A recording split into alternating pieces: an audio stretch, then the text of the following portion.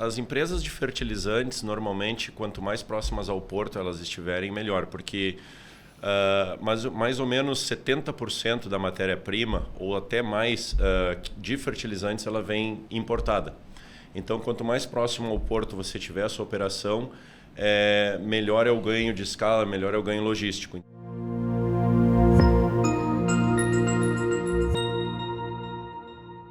Olá, estamos começando o programa Mapa Econômico do Rio Grande do Sul. Eu sou Guilherme Collin, editor-chefe do Jornal do Comércio, e vou acompanhar vocês nesse passeio pelas regiões do Rio Grande do Sul, discutindo a economia com personalidades que entendem do assunto. Este programa tem o apoio do governo do estado do Rio Grande do Sul. O Mapa Econômico do Rio Grande do Sul é um projeto do Jornal do Comércio que faz um raio-x das cadeias produtivas nas diferentes regiões do Rio Grande do Sul. E como é feito esse mapeamento? Nós fazemos centenas de entrevistas com executivos, economistas, empresários, gestores públicos, analisamos dados do poder público, relatórios da iniciativa privada, cruzamos todas essas informações e depois reunimos lideranças regionais para debater desafios e oportunidades ao desenvolvimento econômico do Rio Grande do Sul. São 5 grandes regiões, 5 grandes eventos e 5 cadernos especiais. Aqui no videocast Mapa Econômico do Rio Grande do Sul, que está na sua primeira temporada, serão 10 episódios, sendo 2 de cada uma das grandes regiões. Estamos tratando agora da parte sul do Rio Grande do Sul e hoje eu tenho aqui como convidado Márcio Vale, que é diretor comercial da região sul da Yara Brasil. Muito obrigado pela presença, Márcio. Olá, eu que agradeço a oportunidade de poder estar conversando com tanta gente que acompanha o videocast e estamos aí disponíveis para todas as perguntas e bater esse papo que com certeza vai ser bastante proveitoso para ambas as partes aqui. Legal, com certeza. Começando então, falando exatamente sobre o desenvolvimento dessa região da parte sul, que historicamente é considerada uma região menos industrializada, mas paradoxalmente o mapa identificou ali um dos maiores distritos industriais, se não o maior distrito industrial do Rio Grande do Sul, que é o Porto Indústria, junto ao Porto de Rio Grande. E é onde está exatamente a operação da Yara Fertilizantes, uma grande operação desse complexo industrial. O que dá para falar deste Porto Indústria? Como é que está a operação atualmente? Verdade, a gente está localizado ali no Porto já faz mais de 30 anos, né? Desde os anos 80 tem a planta ali. Cabe salientar que é o maior complexo nosso de fertilizantes, inclusive é o maior complexo de fertilizantes da América Latina.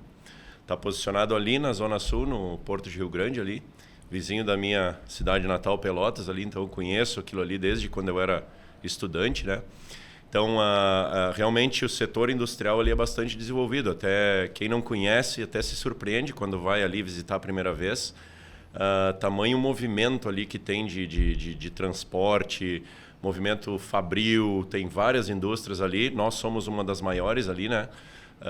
Conseguimos produzir ali mais ou menos numa época de pico 10 mil toneladas de fertilizantes. Isso equivale, para terem uma ideia, a cerca de 30 milhões de reais de faturamento num só dia, em numa época de pico.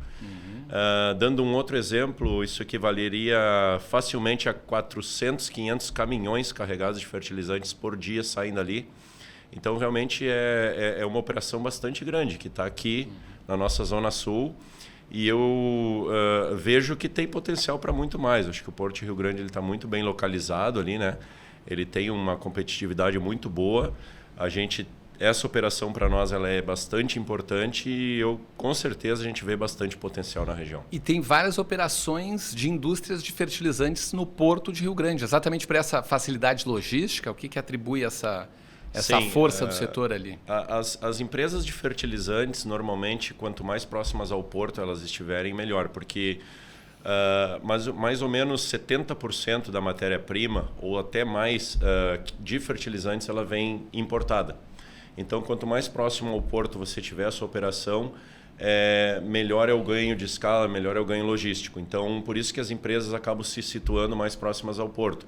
não somente aqui em Rio Grande, mas, por exemplo, Paranaguá, Santos, outros portos ao redor da costa brasileira também tem outras empresas de fertilizantes, assim como nós. Concentram. E então essas indústrias fazem exatamente uma mistura, um processamento dessa matéria-prima para transformar no produto final fertilizante. Nós temos 2 processos distintos, né? Nós temos uma parte ali que é produção de fertilizante. A gente recebe a matéria-prima bruta, por exemplo, a rocha fosfática, e a gente faz o processo fabril ali, a gente faz o grânulo do fertilizante. Então esse é um processo industrial. Nós somos hoje, ali em Rio Grande, responsáveis por 5% da produção de fertilizantes brasileira. Todo então, o Brasil é 5% exatamente, só na planta da bastante Yara. relevante esse número, né? Então é produzido ali, na zona sul do Rio Grande do Sul. E a outra parte, então, assim, dos 2 milhões e 200 mil toneladas, mais ou menos, que a gente tem de potencial, a metade, mais ou menos, é produção e a metade é realmente só a mistura. A gente traz as diferentes matérias-primas e faz a fórmula ali para atender os diversos mercados. Essa capacidade de 2,2 milhões de toneladas ano foi atingida depois de um investimento de 2 bilhões em Rio Grande. Foi o principal investimento dos últimos anos da Yara no Brasil? Perfeito. A gente fez ali uma remodelação de todo o projeto. A Yara, na época, havia adquirido uma outra empresa do setor, só que tinha várias plantas ali esparramadas, vamos dizer, espalhadas ali no polo, né?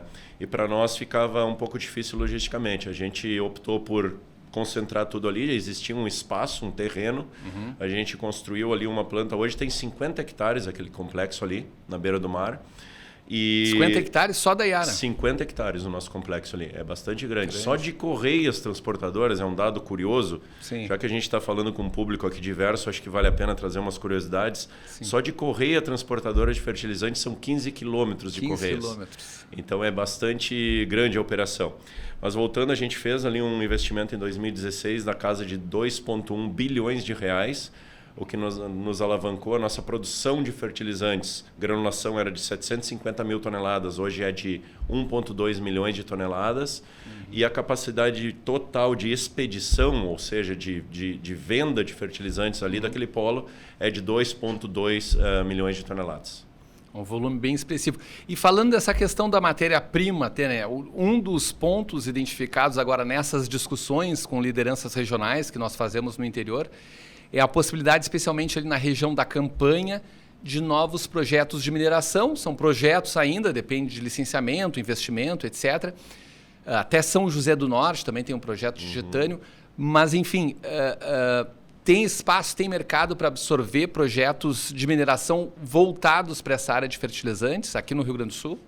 Tem espaço. Como eu falei, 70% ainda da matéria-prima é importada. Então, o Brasil é bastante dependente de importação de materiais. Logicamente, nem todos os materiais vão ser encontrados aqui, vamos dizer, nas minas brasileiras.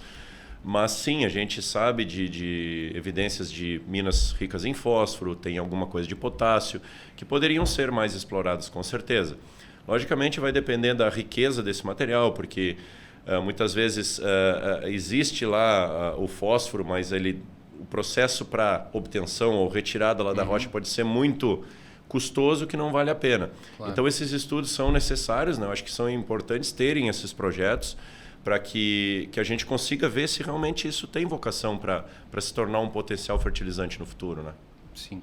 Outra oportunidade identificada como uma possibilidade de desenvolvimento aí para essas regiões sul, Campanha, fronteira oeste, é a expansão de novas culturas, né? Nós temos visto aí, por exemplo, a CMPC, que é uma fabricante de celulose, anunciou uma nova fábrica em Barra do Ribeiro, vai ser o maior investimento privado da história do Rio Grande do Sul, e vai demandar muita matéria-prima, que é basicamente eucalipto. Então, esses municípios todos já estão vendo, já é uma realidade, é o crescimento de plantios de eucalipto. E, ao mesmo tempo, também o avanço da soja, né, que na região norte já está bem concentrada, digamos assim, agora está tendo uma expansão para o sul. É uma realidade, confere com o que vocês veem no campo, a Yara Fertilizantes, expansão de eucalipto e de soja nessa parte mais sul do Rio Grande do Sul? Sim, é uma realidade. Eu tenho 23 anos de agronomia e quando eu estava lá ainda estudando, quase não se via soja lá na metade sul. E quando se plantava soja nas várzeas, lá era a produtividade muito baixa. Ela entrava lá só para fazer rotação de cultura. Hoje não, hoje soja na metade sul é realidade. As produções, as produtividades já estão alcançando patamares muito próximos da região vamos dizer, do Planalto Norte. Sim. E hoje já é uma fonte de renda para o produtor. Hoje já tem áreas bem expressivas, já é o segundo cultivo, tá? Sim. Dom Pedrito, eu acho que é o maior em área plantada, na campanha Dom Pedrito, eu acho que é a maior plantação de área plantada de pela soja, extensão né? do município, sim, exatamente. Então, assim, entrou, vieram também investimentos em empresas de grãos, silos, recebimento de grãos, está muito desenvolvido. Eu fiquei um tempo... A gente estava conversando aqui antes da gravação e eu fiquei um tempo fora do Brasil e eu me surpreendi. Então foram 7 anos que eu fiquei fora. Quando eu voltei agora, eu fiquei bastante surpreso, porque eu sou lá da Zona Sul. Uhum. E quando eu ando por lá, eu vejo assim, nossa... Mudou a paisagem? Mudou a paisagem. E outra coisa, quando eu comecei a trabalhar na Yara, eu fui trabalhar na região... norte do estado, Palmeira das Missões. Lá era um cultivo de soja bastante desenvolvido, produtividades muito boas, lavouras muito bem formadas. Quando eu comparava com o que era feito lá no sul, a gente via uma diferença, assim, né? Hoje eu já não vejo tanta diferença. Então, assim, está muito bem, o produtor aprendeu, muita gente também desceu da região norte para o sul, investiu em áreas, e isso trouxe tecnologia para a região sul. Isso está ajudando com certeza no desenvolvimento da região. Não perde nada, então, em produtividade, em tecnologia, a parte sul para a parte muito norte pouco, do Rio Grande do Sul? Perde muito pouco. Claro que existem restrições de solo, existem algumas vocações diferentes, mas hoje eu creio que o produtor da metade sul já está conseguindo extrair quase que todo o potencial que poderia. E foi com tecnologia, foi no uso também de fertilizantes, de formulações mais adequadas. A gente acabou ajudando um pouco nesse processo, mas o produtor foi quem realmente teve o altruísmo, vamos dizer assim, de fazer esse processo. Não é fácil, mas vendo o avanço da soja, vendo o quanto estava progredindo esse cultivo, eu acho que se tornou uma realidade e o produtor abraçou muito bem. Produtor da metade sul. Um lugar comum quando se fala de PIB, de economia do Rio Grande do Sul, é que se o tempo ajuda e vai bem o agro, o PIB vai bem, do contrário vai mal. E o que nós temos visto nos últimos anos são várias estiagens. Ano passado, né, essa catástrofe climática das enchentes. Agora, mais recente, de novo, né, um volume de chuvas concentrados e extraordinário. Isso afeta o solo, a riqueza do solo. Afeta, com certeza. Além de afetar a riqueza do solo, também o insumo água é super importante para as culturas, né? Então, é o primeiro insumo. Sem água, sem umidade, você afeta muito a produtividade. Então, esse é um ponto muito importante. Mas também, essas inundações que houveram ano passado, né? Inclusive, a gente até tem, fazendo um parêntese aqui, nós temos um projeto em conjunto com a Embrapa, que a gente é parceira do Recupera Rural RS. Recupera Rural, né? A gente está muito preocupado em ajudar o produtor a recuperar a capacidade produtiva desses solos. E a gente entende que com tecnologia, e por isso estamos emparcerados com a Embrapa, porque eles têm muito a ver com tecnologia, a gente quer estar com essas empresas. Somos parceiros no programa Recupera Rural RS, estamos aportando recursos e conhecimento, porque a gente precisa colocar essas áreas de volta à sua capacidade produtiva o mais rápido possível. Sim. Primeiro, para ajudar aquele produtor que está lá e que perdeu uma boa parte da sua área, se não toda. Segundo, para recuperar a capacidade produtiva de alimentos mesmo da região, né? Então, assim, afeta bastante. Quando tem excesso de chuva, os nutrientes do solo são lavados. Lava o solo. Vai para o rio. Então, assim, o fertilizante ele é necessário. E quando se intensifica esse tipo de chuva, ainda mais, né? É muito difícil voltar a produzir sem você pôr de volta esses nutrientes. E de outro lado, o fenômeno que tem se repetido mais é o da estiagem, e aí entra o fator irrigação, que é considerado um desafio, porque a área é muito pequena irrigada, mas é uma oportunidade para alavancar essa produtividade, né? Exatamente. Então a gente está falando, por um lado, de um excesso de água, por outro lado, uma deficiência, né? Na média tá bom, né? Mas média não funciona muito na agricultura. Sim, acho que projetos de irrigação são importantes também, além de uso de outras tecnologias. Existem hoje, por exemplo, variedades mais resistentes, mais adaptadas. Sim. Existem produtos, por exemplo, que você pode aplicar. A gente tem no portfólio, por exemplo, produtos de matriz orgânica que você aplica e a planta fica mais resiliente, resiste mais às estiagens, ela demora mais vamos dizer assim, a perder o seu potencial. Não é que vai substituir, nunca vai substituir a falta de água, mas pode ajudar a mitigar um pouco esse processo. Sim. 3 fatores aí que nós falamos, essa recuperação do solo afetado pelas chuvas, a irrigação, que aliás, outro ponto que nós mapeamos são essas barragens que estão sendo construídas, Jaguari, Taquarembó, que vão beneficiar ali aquela região da campanha em fronteira oeste para irrigação, e mais também empregar tecnologia, né? Que também é um aspecto que pode dar essa... Exatamente, empregar tecnologia. Acho que a tecnologia avançou muito nesse sentido, né? Não só a tecnologia avançou, não só a oferta de tecnologia, como o uso, como a abertura do agricultor. O agricultor está mais consciente.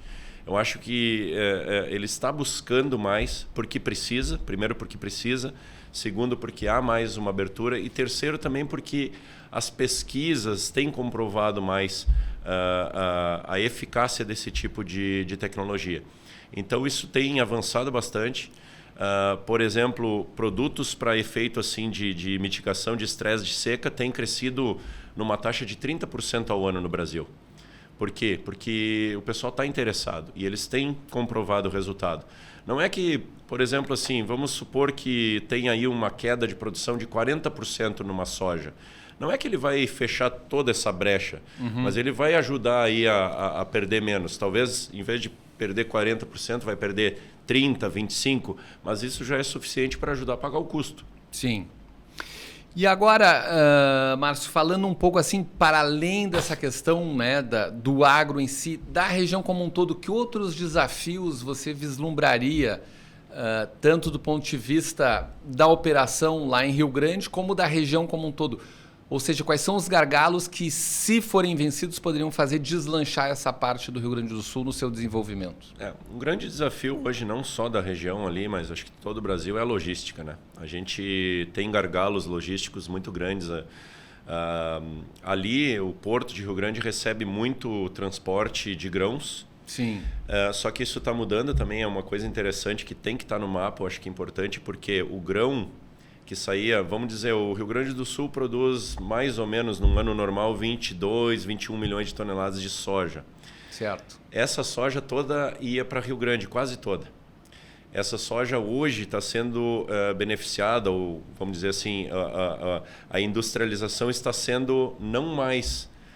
não está mais indo para exportação, está sendo industrializada no local. Verticalizando a produção. Exato, tem usinas de biodiesel hoje espalhadas pelo Rio Grande do Sul. Então, esse ano a produção teve essa quebra de safra, então a produção deve girar em torno de 15 milhões de toneladas, eu não sei se já fechou o dado, mas das 15 milhões de toneladas, apenas 6 milhões de toneladas serão exportadas. In natura como commodity. Exatamente, então esse transporte, esse fluxo de caminhões que vinha para Rio Grande, com toda essa soja, ele já não é mais tão grande. Mas além disso, olhando assim só pelo aspecto puramente de estrutura, Rio Grande tem um gargalo ali de estrutura. Quando é uma época de pico, a gente vê um movimento excessivo ali de transporte de caminhões. Caminhões por toda a rodovia. Exatamente. Tem ali malha ferroviária, que ao meu ver ajuda muito, mas ela poderia ser melhor desenvolvida. A gente usa bastante. Hoje nós mandamos... uma outra operação que a gente tem, 2 outras operações que a gente tem, acho que vale a pena comentar. É uma planta em Porto Alegre e outra planta em Cruz Alta. Certo. Para Cruz Alta a gente manda 90% via ferroviário. A gente carrega dentro do nosso polo em Rio Grande e manda o fertilizante via ferroviário para Cruz Alta. Isso outra qualidade de transporte. É uma vantagem competitiva, porque ela tem, quando tem disponibilidade. Esse é outro ponto. Aqui no Brasil, a regra e vamos dizer, a exploração dessa ferrovia, ela tem um certo regramento que muitas vezes se torna um gargalo, que é uma empresa apenas que opera isso, e aí a gente depende muito deles. Mas tirando essa parte, se fosse melhor desenvolvido, seria melhor para a região também. E para Porto Alegre a gente manda ir via hidrovia. A gente carrega numas barcaças de 4.000 toneladas e manda para Porto Alegre. Então, explorar melhor esses modais de transporte, eu vejo que é um potencial também. Eu acho que com pouco investimento, com um melhor regramento, melhores políticas, a gente conseguiria alavancar isso ainda mais. Deslanchar e daria muito mais competitividade, né? Exatamente, porque se eu tenho esse movimento, se eu dependo demais da região ali também de Rio Grande, do ponto de vista assim, de eu ter que beneficiar o produto, ensacar e expedir a partir de lá, eu dependo muito de transporte que ele vá até Rio Grande. Sim. Mas se eu conseguir produzir ali e repartir dali para outros polos, que é o que a gente tenta fazer com Cruz Alta e Porto Alegre, Rio Grande continua tendo a evidência, ele segue sendo importante, a metade sul ali, a Zona Sul segue sendo um polo produtor, mas eu consigo repartir melhor e mitigar um pouco esses riscos. Exemplo, a chuva, o excesso de chuva que deu. Se nós não tivesse essa operação em Porto Alegre, Cruz Alta, que nós pudéssemos mitigar um pouco a superdependência ali daquela região, a gente teria problemas. Paralisaria tudo. Exatamente. Né? Então, esses pontos acho que também são importantes serem vistos. Essa descentralização. Exatamente. Muito bem, Márcio. A gente já está se encaminhando aí para a reta final da nossa conversa, mas eu não queria deixar de falar de 2 pontos importantes que a gente tem identificado que são eixos de transformação da economia do Rio Grande do Sul, do mundo também, mas do Rio Grande do Sul, que são a inovação e a sustentabilidade. Nesse aspecto da sustentabilidade, até comentava antes aqui de a gente entrar na gravação sobre a Feira de Hannover no ano passado, a Noruega foi o país parceiro, a Yara é uma multinacional, mas com origem na Noruega, correto? Sim. E tinha lá um projeto da chamada amônia verde, que seria produzida em fase piloto lá na Noruega e enviada para a Alemanha. Estou pegando esse gancho para falar da operação da Yara focada. Tem um viés da sustentabilidade, por exemplo, se fala muito agora em hidrogênio verde, novas energias renováveis. O que a gente pode falar nesse eixo sustentabilidade na operação da Yara e também do Porto de Rio Grande, do Rio Grande do Sul como um todo? Sim, a gente tem vários projetos no mundo. Tu comentou da Noruega lá, assim, uma empresa norueguesa. Nós temos projetos de amônia verde na Europa, nos Estados Unidos. Aqui já está chegando produto com baixo teor de carbono. E nosso projeto, nosso tema, vamos dizer assim, a nossa ambição é descarbonizar a produção de alimentos.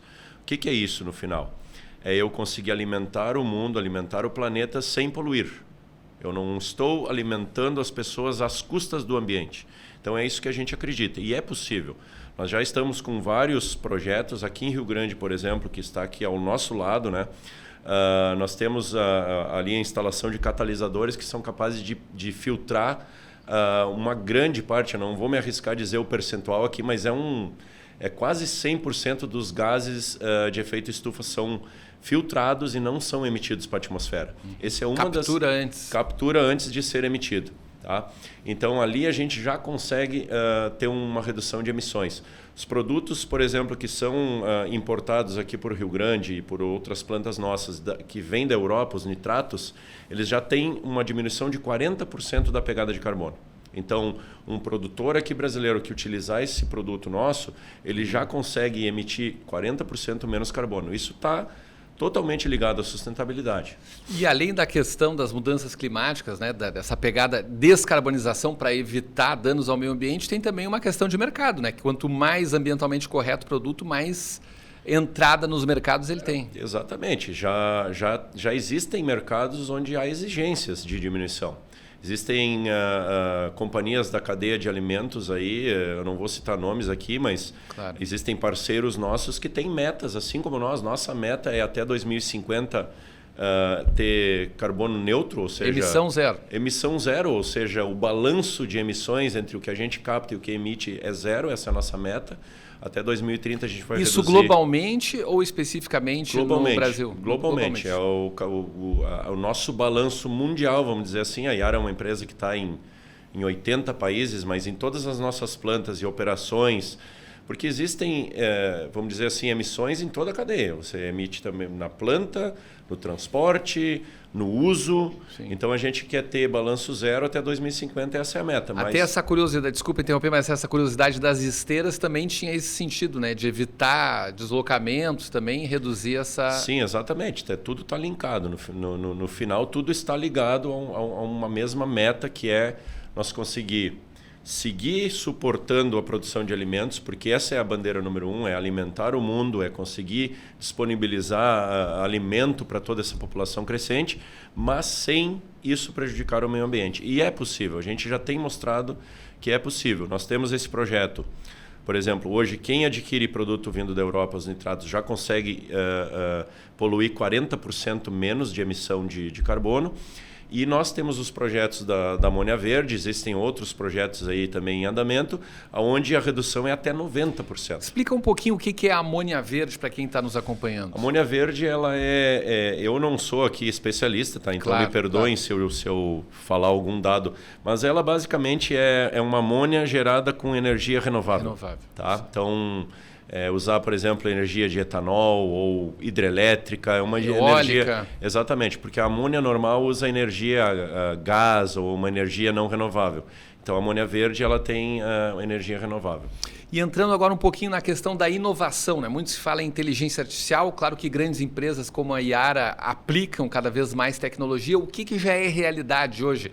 Aquela coisa do gêmeo digital, né? De ter uma operação da fábrica também toda digitalizada, o uso de robôs. O que dá para falar desse uso de inovação e como isso está avançando? Eu tenho 2 exemplos aqui. Primeiro é no fertilizante em si. A tecnologia de fertilizante, o que a gente faz hoje ali em Rio Grande, granulado, ele é uma inovação, porque ele é algo diferente. Ele tem 8 nutrientes no mesmo grânulo, é algo, ao invés de tu usar uma mistura de diferentes elementos, você usa um produto que é tudo no mesmo grão. Isso dá uma uniformidade na lavoura muito grande. Tá? Esse é um ponto. Inovação realmente no produto. Mas tem um projeto ali que eu fiquei muito feliz de conhecer. Quando eu fui da área comercial aqui, uma das coisas, dos gargalos que a gente tinha era o carregamento ali. E aí hoje nós instalamos ali um processo onde o caminhoneiro chega, ele... automaticamente ele escaneia ali, põe ali a sua digital, reconhece que ele está na planta, já sai a sua ordem de carregamento. Todas as informações ali já escaneadas. Tudo automático. Ele recebe ali como é que eu vou dizer, um aparelho ali que vibra quando ele precisa entrar para a planta. No para-brisa do caminhão ele põe uma tag, eu não sei o nome aqui em português, me perdoem pelo jargão em inglês, mas uma tag, põe no para-brisa e ele vai abrindo as cancelas, ele vai direto lá, carrega tudo automático. O que a gente tinha tempos aí de, às vezes, 2, 3 dias para carregar uma carga de fertilizante, sim, hoje nós temos uma janela de, no máximo, 12 horas. A gente promete 12 horas, mas tem caminhões que saem até 2 ou 3 horas da nossa planta. E é um processo irreversível mesmo, esse de digitalização cada vez maior? Com certeza, é daqui para frente. Eu estive lá e eu cheguei a entrevistar alguns caminhoneiros lá, perguntei, porque meu pai também era caminhoneiro, então para mim isso é algo caro assim para mim, né? Então eu conversei com alguns caminhoneiros lá e eu disse, e aí, como viver sem isso? Realmente, a gente hoje prefere vir aqui do que em outras empresas, porque a gente sabe que aqui a gente tem esse tratamento, é rápido, é tudo automático. Então, sim, esse é um exemplo concreto. E sem isso, eu vou te dizer que é difícil sobreviver. A gente tem que ser ágil. Claro. Eu tenho poucos caminhões chegando lá no polo. Então, eu preciso ter a atratividade para que eles vão carregar na minha planta. Um ganho operacional de tempo e agilidade também. Quem ganha no final é o produtor, porque o produtor tem o produto mais disponível ali na hora que ele precisa. No final é isso. Exatamente. Exato. Márcio, muito bem, a gente está chegando ao fim deste nosso episódio, então queria deixar uma última fala sua para um tema de desenvolvimento qualquer que a gente não tenha abordado, que considere importante aí para compartilhar com o nosso público. Não, a gente, acho que vale frisar aqui que a gente é uma empresa de raízes gaúchas aqui, nós estamos aqui desde os anos 70, né? A Yara tem uma vocação para atender vamos dizer, esse solo aqui do Rio Grande do Sul, região sul. As tecnologias que a gente vem desenvolvendo são voltadas aqui para a região, cada vez mais ganha relevância e importância essa região para a nossa operação. A gente está aqui, parceiro do produtor, estamos nas boas, estamos nas não tão boas. Esse ano vai ser um ano desafiador, mas nós estamos aqui juntos com tecnologias, temos uma equipe de mais de 120 agrônomos aqui na região sul, à disposição do produtor. Eu acho que a hora é uma hora de resiliência, uma hora assim, de olhar que está limitado, mas com tecnologia, com ciência, olhando onde eu posso poupar. A gente não acredita que é diminuir a tecnologia a todo custo. Eu acho que é usar melhor a tecnologia e nós podemos ser parceiros nessa área para o produtor gaúcho aqui da região sul como um todo. Muito obrigado, Márcio Vale, diretor comercial da região sul da Yara Brasil. Tava muito bom o papo, passou rápido. Passou bem rápido. Muito obrigado pela oportunidade e ficamos à disposição sempre que precisar conversar. Muito obrigado. E antes de encerrar, então, eu quero lembrar que este programa Mapa Econômico do Rio Grande do Sul tem o apoio do Governo do Estado do Rio Grande do Sul. Acompanhe todos os episódios inscrevendo-se no canal do Jornal do Comércio no YouTube. Também convido a todos para acompanhar as matérias, reportagens e vídeos do Mapa Econômico do Rio Grande do Sul no site do Jornal do Comércio, www.jornaldocomércio.com, e seguir o Jornal do Comércio nas nossas redes sociais. Muito obrigado e até a próxima!